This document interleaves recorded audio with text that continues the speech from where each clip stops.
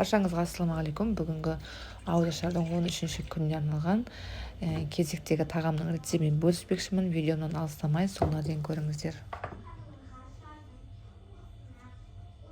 Бұл тағамды бірінші рет жасасам да өте қатты ұнап қалды, және де сәтті шықты. Сондықтан мен сіздермен бөлісейін деп шештім. Бұл тағамды мен негізінде неге алдын жасамадым деп ойлап қалдым. Өте күшті тағамдардың бірі екен, отбасыма қатты ұнады.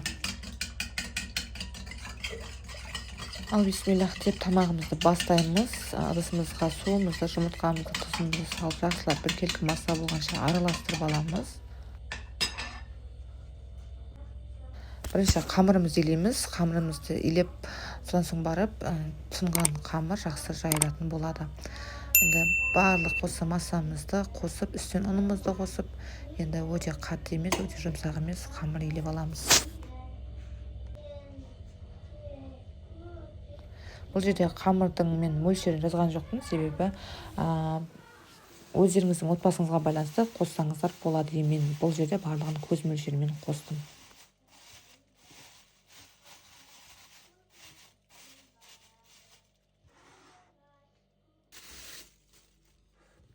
Илеп жарты сағаттан кейін осындай қамырларыңызды алып, тағы бір илеуін қандырып илесеңіздер, одан да қамырларыңыз күшті болып, жайылуы да жақсы болатын болады.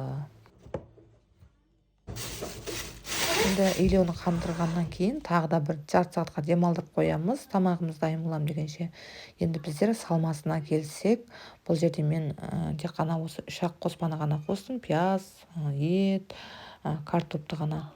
Сіздер әртүрлі қоспаларды қоссаңыздар болады. Асқабақ болсын, сәбіз болсын.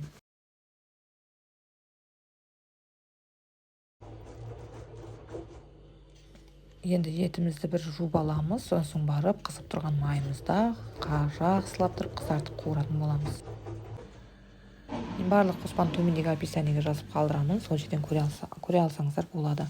Енді қызып тұрған майымызда етімізді қызартып қуырамыз.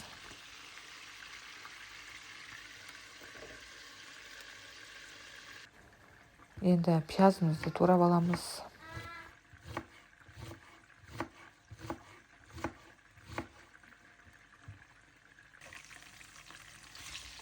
Енді етімізді қызартып қуырғансын үстіне пиязымызды, томатымызды, осы жерде әртүрлі дәмдеуіштер, паприканы да қосып жіберсеңіздер болады.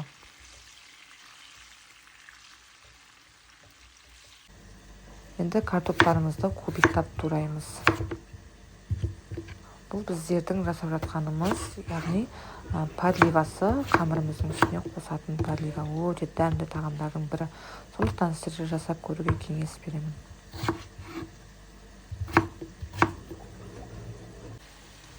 Енді қуырылып жатқан пиязымыз бен етіміздің үстіне картопымызды саламыз, және тағы бір қуырып алып, үстінен суымызды құямыз. Және де достар, менің арнама тіркеліп, лайк басып, подписация батырмасын басып тіркеліп кетсеңіздер, алдағы уақытта 30 күн бойы ораза айында сіздермен керемет, жақсы және де оңай рецепттермен бөлісетін боламын. Суды өте көп құйып жүрмеңіздер, осындай картопымыз бататындай етіп құйсаңыздар жеткілікті.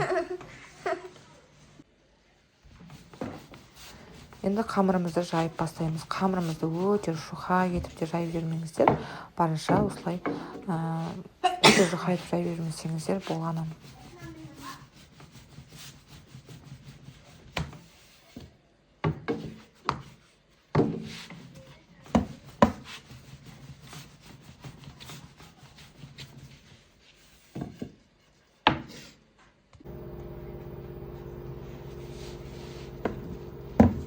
Қамырымызды жайып алдық, енді үстінен сұйық май құятын боламыз. Сұйық майымызды барынша осы жайылған қамырымызға жеткілікті етіп жағып шығамыз. Жан-жағына осы сұйық майды тигіземіз.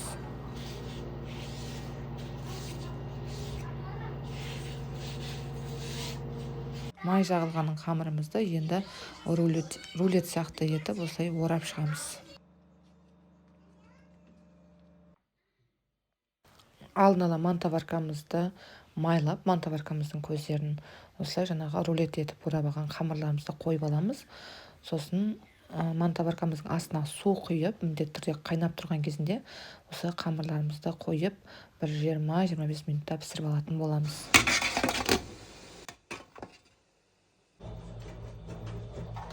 Қамырларымыз дайын. Енді осы пісіп шыққан қамырымызды кеспе сияқты етіп тураймыз. Әркім қалауынша. Мүмкін сіздер жіңішке етіп, бұдан да жуан етіп турайтын шығарсыздар қалауынша. Енді бұл тағамды жегенде, жемегенде арманда бұл тағамды енді мен жиі жасап тұратын болдым. Маған өте қатты ұнады. Және де отбасыма да өте қатты ұнады. Енді салатын табағымызға ішіне аздап жаңағы подливамыздан құйып майынан, содан соң барып жаңағы турап алған қамырларымызды, пісіп шыққан қамырымызды саламыз. Мүмкін сіз бұл тағамды білетіндер шығарсыз, сіздер атын қалай деп атайсыздар бұл тағамды. Міндетті түрде комментарийға жазып кетіңіздер. Мен де енді есіме сақтап жүретін боламын.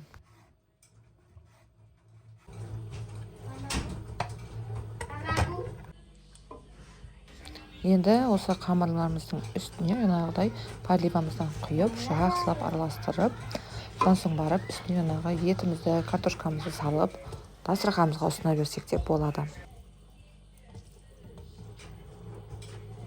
Мен бұл жерде әдейі қолмен араластырдым, араларына да май тисін, подливаның дәмі шықсын деп.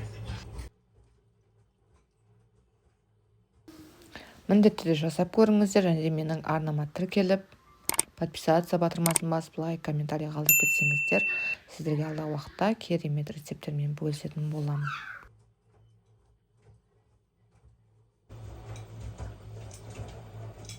Тамағымыз дайын, енді жей берсек те болады. Ас болсын. Келесі видеомда кездескенше сау болыңыздар.